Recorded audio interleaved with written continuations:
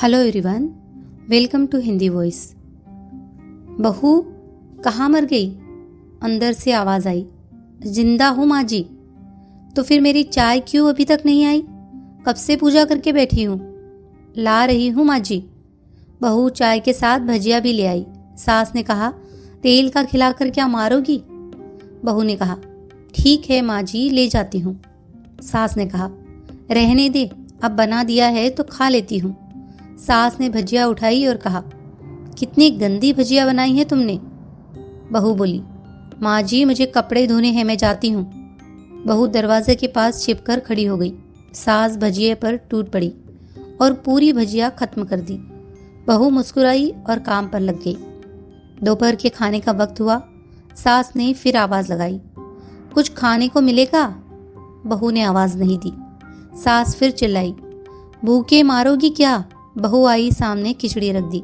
सास गुस्से से, ये क्या है? मुझे इसे नहीं खाना, इसे ले जाओ। बहू ने कहा, आपको डॉक्टर ने दिन में खिचड़ी खाने को कहा है, खाना तो पड़ेगा ही। सास मुंह बनाते हुए, हाँ तू मेरी माँ बन जा। बहू फिर मुस्कुराई और चली गई। आज इनके घर पूजा थी। सुबह 4 बजे से बहू उठ गई थी। पहले स्नान किया, फिर फूल लाई, माला बनाई, रसोई साफ की, पकवान और भोज बनाया। सुबह के 10 बज गए। अब सास भी उठ चुकी थी। बहू अब पंडित जी के साथ भगवान के वस्त्र तैयार कर रही थी। आज ऑफिस की छुट्टी थी। उनके पति भी घर पर थे। पूजा शुरू हुई। सास चिल्लाती, बहू ये नहीं है, वो नहीं है। बहू दौड़ी दौड़ी आती और सब करती।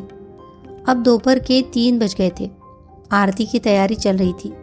पंडित जी ने सबको आरती के लिए बुलाया और सबको हाथों में थाली दी। जैसे ही बहू ने थाली पकड़ी, थाली हाथों से गिर पड़ी। शायद भोज बनाते हुए बहू के हाथों में तेल लगा था, जिसे वो पोंछना भूल गई थी। सारे लोग तरह तरह की बातें करने लगे। कैसी बहू है, कुछ नहीं आता, एक काम भी ठीक से नहीं करती, ना जाने कैसी बहू उठा लाए, एक आरती की थाली भी संभाल नहीं सकी। उसके पति भी गुस्सा हो गए, पर सास चुप रही, कुछ नहीं कहा। बस यही बोल के छोड़ दिया, सीख रही है, सब सीख जाएगी धीरे धीरे। अब सबको खाना परोसा जाने लगा। बहू दौड़ दौड़ के खाना देती, फिर पानी लाती। करीब 70-80 लोग हो गए थे। इधर 2 नौकर और बहू अकेली, फिर भी वहाँ सारा काम बहुत ही अच्छे तरीके से करती। अब उसकी सास और कुछ आस पड़ोस के लोग खाने पर बैठे। बहू ने खाना परोसना शुरू किया। सबको खाना दे दिया गया। जैसे ही पहला निवाला सास ने खाया, तुमने नमक ठीक नहीं डाला क्या? एक काम ठीक से नहीं करती, पता नहीं मेरे बाद कैसे ये घर संभालेगी। आस पड़ोस वालों को तो जानते ही हो ना साहब, वो बस बहाना ढूंढते हैं नुक्स निकालने का। फिर वो सब शुरू हो गए, ऐसा खाना है, ऐसी बहू है, ये वो वगैरह वगैरह। दिन का खाना हो चुका था। अब बहू बर्तन साफ करने नौकरों के साथ लग गई। रात में जगरात्रा का कार्यक्रम रखा गया था। बहू ने भी 1-2 गीत गाने के लिए स्टेज पर चढ़ी। सास जोर से चिल्लाई, मेरी नाक मत काट देना, गाना नहीं आता तो मत गा, वापस आ जा। बहू मुस्कुराई और गाने लगी। सब ने उसके गाने की तारीफ की, पर सास मुंह फुलाते हुए बोली, इससे अच्छा तो मैं गाती थी जवानी में, तुझे तो कुछ भी नहीं आता। बहू मुस्कुराई और चली गई। अब रात का खाना खिलाया जा रहा था। उसके पति के ऑफिस के दोस्त साइड में ही ड्रिंक करने लगे। उसका पति चिल्लाता, थोड़ा बर्फ लाओ, तो सास चिल्लाती, यह दाल नहीं है। फिर चिल्लाता, कोल्ड ड्रिंक नहीं है, पापड़ ले आओ। इधर उधर आखिर में उसके पति की शराब गिर पड़ी। उसके एक दोस्त पर और बोतल टूट गई। पति गुस्से में 2 झापड़ अपनी पत्नी को लगाते हुए कहता है, जाहिल कहीं की, देख कर नहीं कर सकती, तुझे इतना भी काम नहीं आता। सारे लोग देखने लगे। उसकी पत्नी रोते हुए कमरे की तरफ दौड़ी। फिर उसके दोस्तों ने कहा, क्या यार, पूरा मूड खराब कर दिया, यहाँ नहीं बुलाया होता, हम कहीं और पार्टी कर लेते। कैसी अनपढ़ गवार बीवी ला रखी है तूने, उसे तो मेहमानों की इज्जत और काम करना तक नहीं आता। तुमने तो हमारी बेइज्जती कर दी। अब आस पड़ोस की औरतों को और बहाना मिल गया। वो कहने लगी, देखो क्या कर दिया तुम्हारी बहू ने, कोई काम की नहीं है। मैं तो कहती हूँ अपने बेटे की दूसरी शादी करा दो, छुटकारा पाओ इस गवार से। सास उठी और अपने बेटे के पास जाकर उसे 2 थप्पड़ मारा और कहा, अरे नालायक, तुमने मेरी बहू को मारा, तेरी हिम्मत कैसे हुई, तेरी टांग तोड़ दूंगी। उसके बेटे के दोस्त कुछ कहने ही वाले थे कि उसकी माँ ने घूरते हुए कहा, चुप, बिल्कुल चुप, यहाँ दारू पीने आए हो, जबकि पता है आज पूजा है और तुम्हें पार्टी करनी है। कैसे संस्कार दिए हैं तुम्हारे माता पिता ने? और किसने मेरी बहू को जाहिल बोला? जरा इधर आओ, चप्पल से मारूंगी अगर मेरी बहू को किसी ने शब्द भी कहा तो। अरे पापी, तूने उस लड़की को बस इसलिए मारा कि तेरी शराब टूट गई।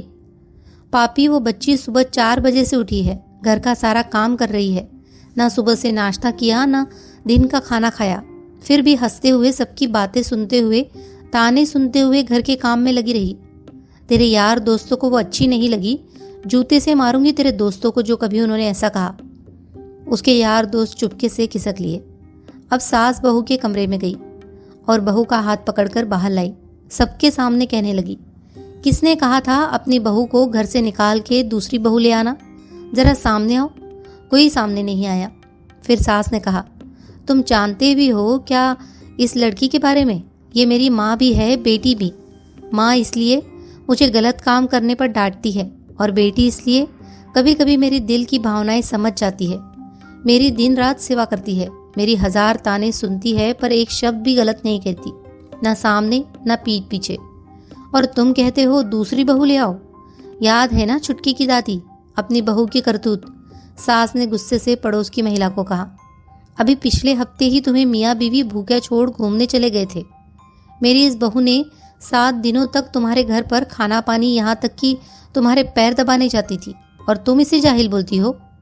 जाहिल तो तुम सब हो जो कोयले और हीरे में फ़र्क नहीं जानते। अगर आइंदा मेरी बहू के बारे में किसी ने एक लफ्ज़ भी बोला तो मुझसे बुरा कोई नहीं होगा, क्योंकि ये मेरी बहू नहीं, मेरी बेटी है। बहू सिसकियाँ लेते हुए फिर कमरे में चली गई। सास ने एक प्लेट उठाई और भोजन परोसा, बहू के कमरे में खुद ले गई। सास को भोजन लाते देखा तो बहू ने कहा, अरे माँ जी, आप क्या कर रही है, मैं खुद ले लेती। सास ने प्यार से ताना मारते हुए कहा, डर मत, इसमें जहर नहीं है, मार नहीं डालूंगी तुझे। तुझे नई सास चाहिए होगी, पर मुझे अभी भी तू ही मेरे घर की बहू चाहिए। बहू ने अपनी सास को रोते हुए गले से लगा लिया। सास भी रो दी पहली बार और कहा, चल खाना खा ले। फिर मजाक करते हुए कहा, फिर मेरे पैर दबाने चले आना, और ये ख्याल मन में मत लाना कि सास पैर बोलती है, किसी दिन मैं इसका गला दबा दूंगी, क्योंकि कभी मैं भी यही सोचती थी। दोनों खूब हंसने लगी। कुछ रिश्ते बहुत मीठे होते हैं, बस बातें कड़वी होती है। कहानी अगर आपको पसंद आई हो तो प्लीज़ इसे लाइक कीजिए, शेयर कीजिए और कमेंट कीजिए, और हमारे चैनल को सब्सक्राइब भी कर लीजिए। धन्यवाद।